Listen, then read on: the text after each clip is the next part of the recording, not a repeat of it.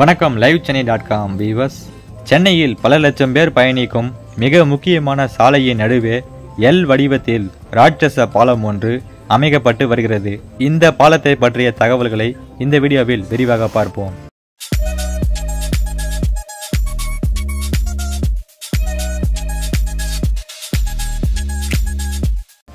சென்னை மாநகரின் பரபரப்பான சந்திப்புகளில் ஒன்றான அடையாறு மத்திய கைலாஷ் சந்திப்பில் மாநில நெடுஞ்சாலைத்துறை ரூபாய் 60.68 கோடி செலவில் அமைக்கும் எல் வடிவ மேம்பால பணிகள் நிறைவடைந்த பிறகு போக்குவரத்து நெரிசல் கணிசமாக குறையும் என்று எதிர்பார்க்கப்படுகிறது. 652 மீட்டர் நீளமுடைய இந்த மேம்பாலத்தில் 19 தூண்களில் 17 தூண்கள் கட்டி முடிக்கப்பட்டு விட்டன. மேலும் ஒரு தூண் விரைவில் அமைக்கப்பட உள்ளது. OMR பக்கத்தில் உள்ள 120 மீட்டர் நீளமுடைய அணுகு சாலை முடிவடைந்துள்ள நிலையில் சர்தார் பட்டேல் சாலை பகுதியில் 80 மீட்டர் நீள அணுகு சாலை கட்டுமான பணிகள் நடைபெற்று வருகின்றன. நெடுஞ்சாலைத்துறை வட்டாரங்கள் தெரிவித்துள்ளபடி சந்திப்புக்கு மேலே உள்ள முக்கியமான மற்றும் 35 மீட்டர் நீளமுடைய இறுதி தூண் கட்டுமானத்திற்கு காவல்துறை அனுமதிக்கு காத்திருக்கிறோம். 4 வழித்தடங்களில் வரும் வாகனங்களை 2 வழித்தடங்களாக திருப்ப வேண்டும். MRTS நிலையத்திலிருந்து கூடுதல் இடம் பெற முடியுமா என்று ஆய்வு செய்து வருகிறோம். வானிலை ஒத்துழைத்தால் டிசம்பர் மாதத்திற்குள் பணிகளை முடிக்க நம்புகிறோம் என்று தெரிவிக்கிறார்கள்.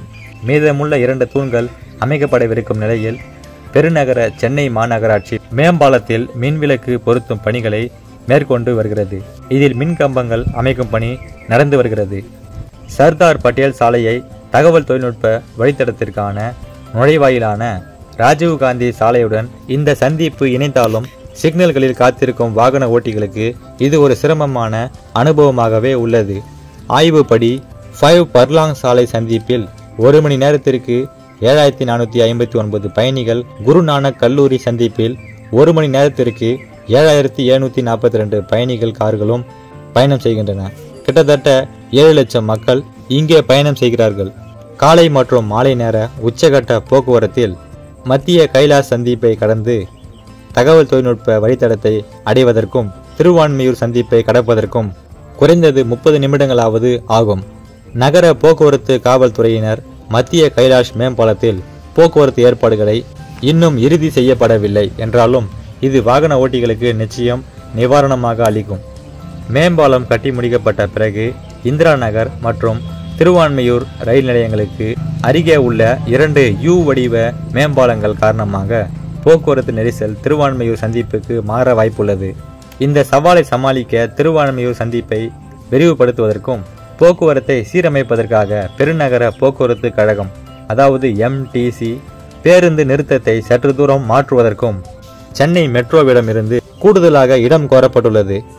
சர்தார் பட்டேல் சாலையில் உள்ள மேம்பாலத்தை போலவே புதிய மேம்பாலத்தையும் காலை மற்றும் மாலை நேர உச்சகட்ட போக்குவரத்தை பொறுத்து ஒரு வழி அல்லது இருவழி போக்குவரத்து என நெகிழ்வாக பயன்படுத்த முடியும் என்று அதிகாரிகள் தெரிவித்துள்ளார்கள்.